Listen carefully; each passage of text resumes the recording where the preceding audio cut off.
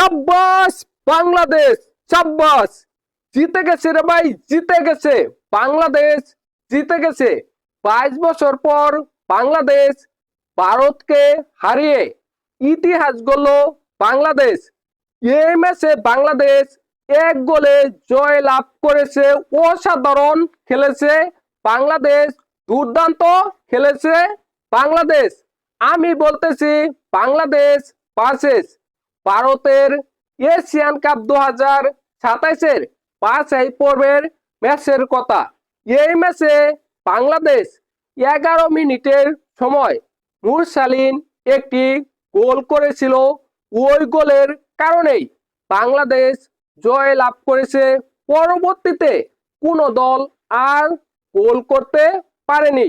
দেখেন, এই ম্যাচে বাংলাদেশ অসাধারণ খেলেছে, চমৎকার খেলেছে। বারবার বারবার বাংলাদেশ আক্রমণ করেছে, কিন্তু আর কোনো গোল দিতে পারেনি। তা না হলে আজকে বাংলাদেশ ভারতকে অনেকটি গোল দিতে পারত, সেই সম্ভাবনা তৈরি হয়েছিল। তারপরেও বাংলাদেশ ভারতকে একটি গোল দিয়েছে, বাংলাদেশ জয় লাভ করেছে। এটাই অনেক বড় বিষয়। দেখেন, এই জয়টা বাংলাদেশের দরকার ছিল, এই জয়টা বাংলাদেশের প্রয়োজন ছিল। হামজা চৌধুরী, সুমিত সুম এরা আসার পর থেকে বাংলাদেশ অসাধারণ খেলতেছিল, চমৎকার খেলতেছিল। তারপরেও এশিয়ান কাপ 2027-এর বাছাই পর্বে বাংলাদেশ 4টি ম্যাচ খেলেছিল। ওই 4টি ম্যাচের মধ্যে 2টি ম্যাচ ড্র করেছিল এবং 2টি ম্যাচ হেরেছিল।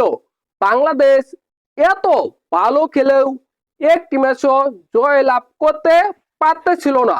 অবশেষে বাংলাদেশ একটি ম্যাচ জয় লাভ করলো, তাও আবার ভারতের সাথে। এই কারণে বাংলাদেশের ফুটবল প্রেমিক দর্শকদের আনন্দ দ্বিগুণ হয়ে গেছে বা বহুগুণ হয়ে গেছে। বাংলাদেশের ফুটবল প্রেমিক দর্শকরা চাচ্ছিল বাংলাদেশ কমপক্ষে একটি ম্যাচ জয় লাভ করুক। তারা আনন্দ করবে, তারা উল্লাস করবে, তাদের স্বপ্ন, তাদের আশা অবশেষে পূর্ণ হলো। বাংলাদেশ একটি ম্যাচ জয় লাভ করলো, তাও আবার ভারতের সাথে।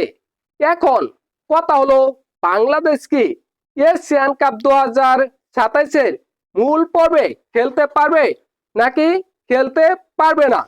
দেখেন, এই গ্রুপ থেকে মাত্র একটি দল এশিয়ান কাপ 2027-এর মূল পর্বে খেলতে পারবে।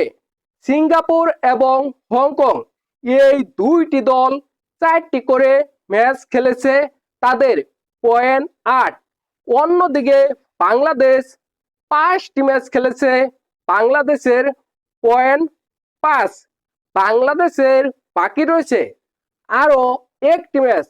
যদি বাংলাদেশ ওই ম্যাচটা জয় লাভ করতে পারে, তাহলে বাংলাদেশের পয়েন্ট হবে 8।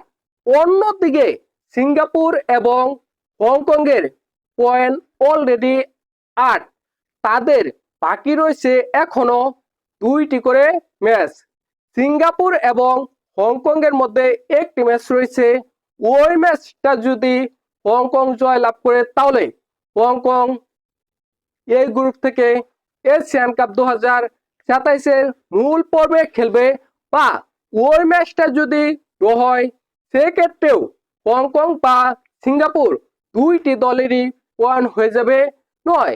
সেক্ষেত্রেও বাংলাদেশ এই গ্রুপ থেকে গ্রুপ চ্যাম্পিয়ন হতে পারবে না, অর্থাৎ এশিয়ান কাপ 2027-এর মূল পর্বে খেলতে পারবে না। অর্থাৎ বাংলাদেশ যদি বাকি ম্যাচটাও জয় লাভ করে সিঙ্গাপুরের সাথে, তারপরেও বাংলাদেশ এশিয়ান কাপ 2027-এর মূল পর্বে খেলতে পারবে না।